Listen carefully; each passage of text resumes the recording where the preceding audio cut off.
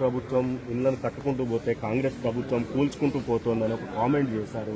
ఖమ్మంలో కానీ హైదరాబాద్లో కానీ కూల్చివేతలకు ప్రయారిటీ ఇస్తుంది, కట్టడం లేదు అని చెప్తున్నారు. న్యాయస్థానాల పట్ల గౌరవం ఉన్నటువంటి ఏ ప్రజాప్రతినిధి అట్లా మాట్లాడరు. మేము వ్యక్తిగతంగా అక్కడ ఎవరికి వ్యతిరేకం కాదు.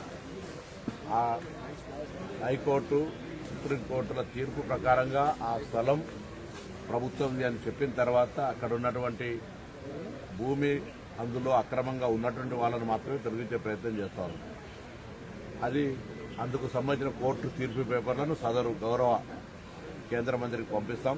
రాజకీయపరమైన ఆరోపణలు చేసేటప్పుడు కొంత బాధ్యతగా చేయాల్సిన అవసరం ఉంటుంది. నేను వారికి ఆ విషయం పట్ల పూర్తిగా అవగాహన లేకుండొచ్చు. నేను ఖమ్మం జిల్లా కలెక్టర్ కూడా కోరుతా ఉన్నా. దానికి సంబంధించిన ఒక నివేదిక, కోర్టు తీర్పు, ఒక బ్రీఫ్ నోటును గౌరవ మంత్రి గారికి పంపిస్తే వారికి దాని పట్ల అవగాహన. రైతు భరోసా కూడా ఎప్పుడు ఇస్తారు అని బండి సంజయ్ ప్రశ్నిస్తున్నారు. మున్సిపల్ కేంద్రం నుంచి అనేకమైన అంశాలు, ముఖ్యంగా రాష్ట్రము ఆర్థికంగా అనేక ఇబ్బందుల్లో ఉన్న మాట తెలుసు. నిన్న కూడా మేము చెప్పిన కాళేశ్వరానికి సంబంధించే 14+34 కోట్ల కిస్తు కట్టాల్సి వచ్చింది. ఆర్థికపరమైన ఇబ్బందులు ఉన్నాయి.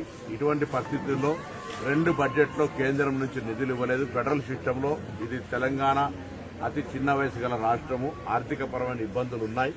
దానికి అనుగుణంగా పక్కన ఆంధ్రప్రదేశ్కి ఇచ్చే విధంగా కాకపోయినా కనీసం అందులో సగమైనా తెలంగాణకు ప్రత్యేకమైన నిధులు ఇచ్చి తెలంగాణను ఆర్థికంగా ఆదుకోవడానికి ప్రయత్నం చేయాల్సిన మంత్రే రాష్ట్రంలో ఉన్నటువంటి ప్రభుత్వాన్ని విమర్శిస్తే అంతకంటే దౌర్భాగ్యం ఇంకొకటి లేదు.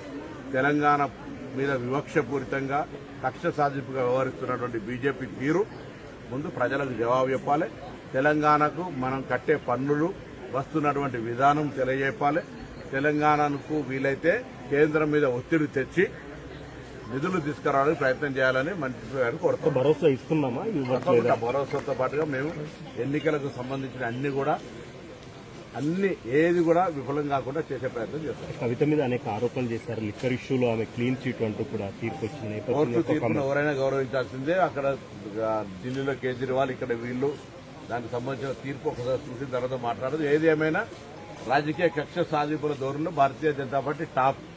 సరే, ఈ కవిత గారు ఈరోజు కోర్టు తీర్పును తనకు సంబంధం లేకుండా పూర్తిగా క్లీన్ చిట్ వచ్చినా కూడా ఒక అపవాదం అనేటువంటిది మాత్రం ఉంది. దానికి సంబంధించినటువంటి ఫర్దర్ యాక్టివిటీస్ లోపల ఆ బీజేపీ వీళ్ళు ఏం జరిగింది అనేటువంటి అంశం తర్వాత ప్రజలు చెప్తారు.